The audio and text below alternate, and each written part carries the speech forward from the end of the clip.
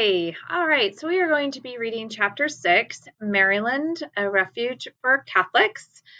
And you have some questions to answer. So if you want to have those next to you while we get started, it might help you listen to it and answer questions along the way. You can always pause when you hear an answer.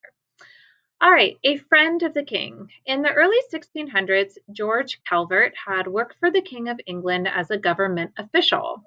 The job was very important. George Calvert worked hard and did his work well, and he was promised a reward by the king.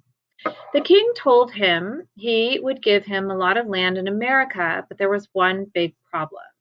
George Calvert was a Roman Catholic. That made a lot of Protestant people unhappy. They did not want a Catholic to be a government official. George Calvert had to give up his job. Almost everybody in England was a Christian, but English Christians were divided into different groups that disliked each other very much. One group was the Catholics, who believed that the Pope in Rome was the head of the whole church. Another group was the Protestants, most of whom believed that the king was the head of the church in England.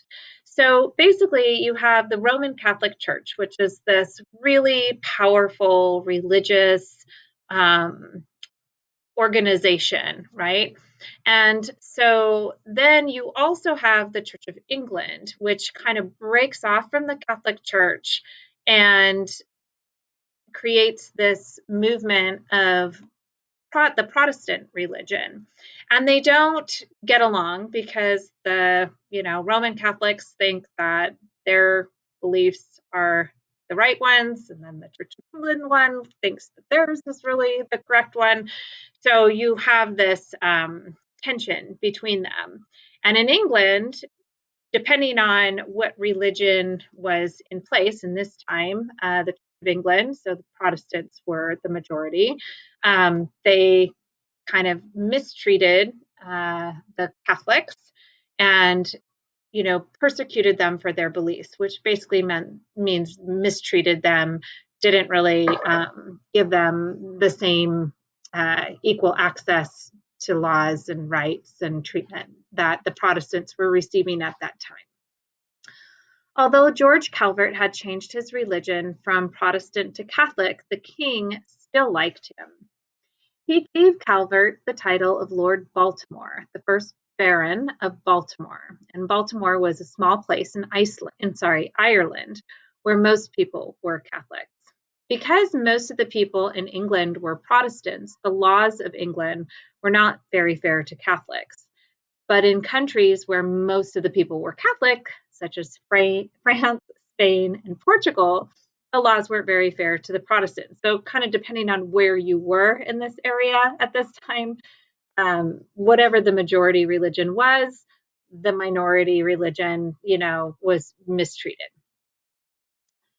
Maryland's first owner. George Calvert wanted to start a colony where English Catholics and Protestants would all be treated fairly. This colony would be a refuge, a place that protects for English Catholics.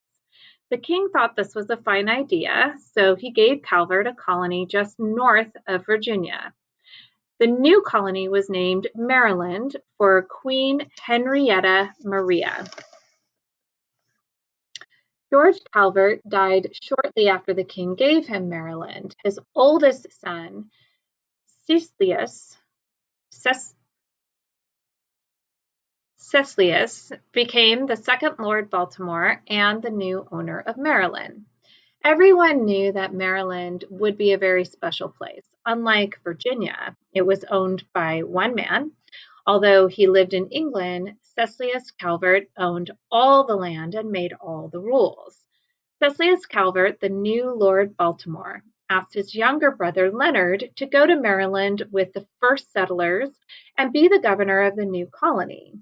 Although the Calverts created Maryland as a colony for Catholics, they also wanted Protestants to settle there in order to increase the colony's population.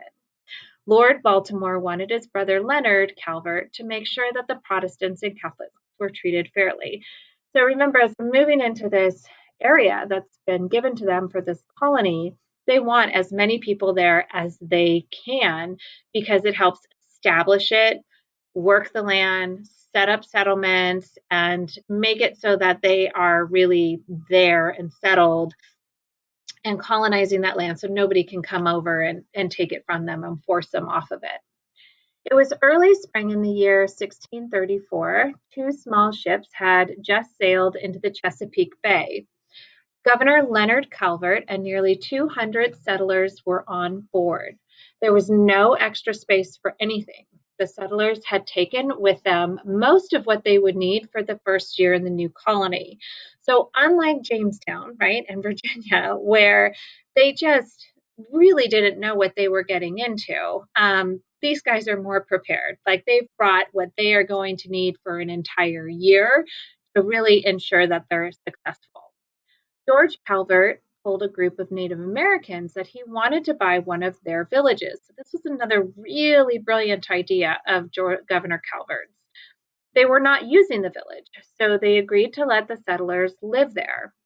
Governor Calvert knew that the village was a good place for the settlers to stay while they went and built their own houses and planted crops. He knew how badly the first settlers in Virginia had suffered, and he made sure that Maryland settlers had enough supplies to avoid a starving time. Now it is 1636, 2 years after the first English colonists arrived in Maryland. The place looks like an Indian village.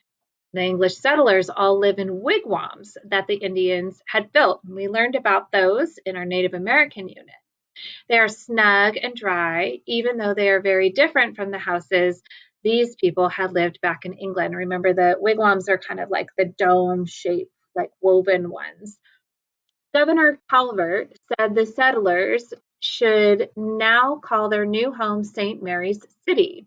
This was the first settlement in Maryland, in the Maryland colony. Some of the Maryland settlers were wealthy Catholics, but more Protestants than Catholics have come to Maryland. Many of the Protestants who came to Maryland work for the Catholic gentlemen as servants.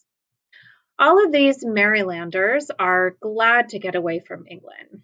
Some want to gain religious freedom, and all hope to improve their lives and get richer. But everyone who has come to St. Mary's City must work hard to get the colony started.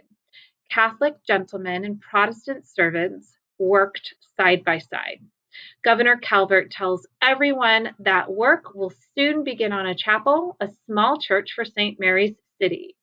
Catholics and Protestants, the governor says, will share the chapel so that each can worship in his or her own way. So his vision for this colony, right, was very positive and peaceful. So let's see if it turns out that way.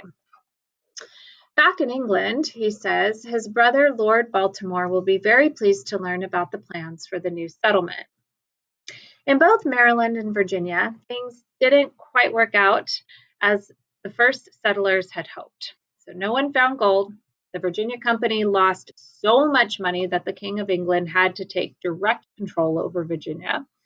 Maryland continued to belong to the Calvert family, but not too many Catholics actually settled there. Later, Catholics and Protestants began to quarrel, which means argue and disagree.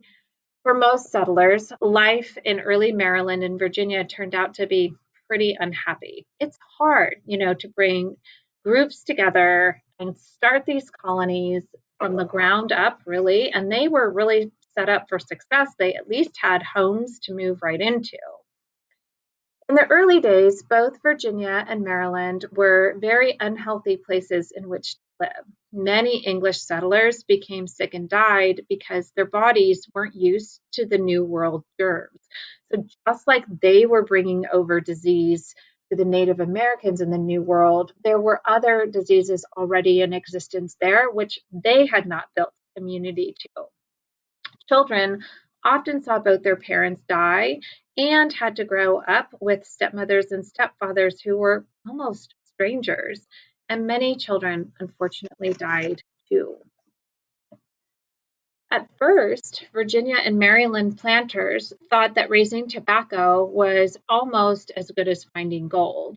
But soon they were shipping much more of that weed to England than people there would buy, at least at a high price. So if you start flooding the market or the buyers with a product, then there's so much they have to sell it at a cheaper price to encourage people to buy more. So that was what was kind of happening because they were producing so much, it drove the price down, right? When things are in high demand and there's not a lot of supply, that's when the prices go sky high. So what do you think happened then? If you said the price of tobacco went way, way down, you're right. After the first few years, anyone who raised tobacco had a very hard time making money.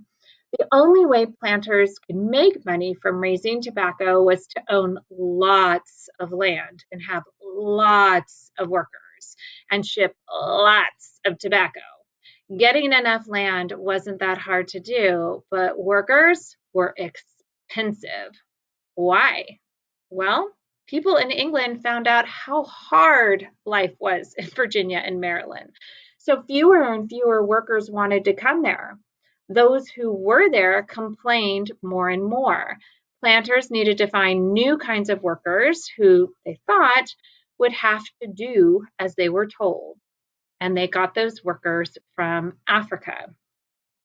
You've already read that the first African workers were brought to Virginia very early, in the year 1619 to be exact. These and other early African workers were treated like other servants from England initially, right? So in the beginning, these were workers almost like an indentured servant. For 5 years or so, when it first started happening, for 5 years or so, they had to work for their master, but then if they were still alive, they'd be free and could get some land of their own.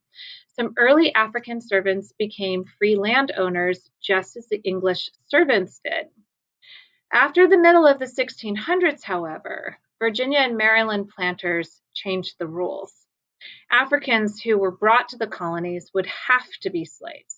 They could never be free, and they would never have to be paid.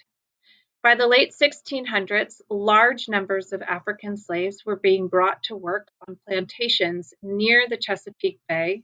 They were treated harshly. In the next colony that you'll visit, so many African slaves were brought in that the majority, or more than half of the people living there, were Black, and that colony was called Carolina. And we will read about them soon, and we will also do just a focus on slavery during this time. All righty, until next time.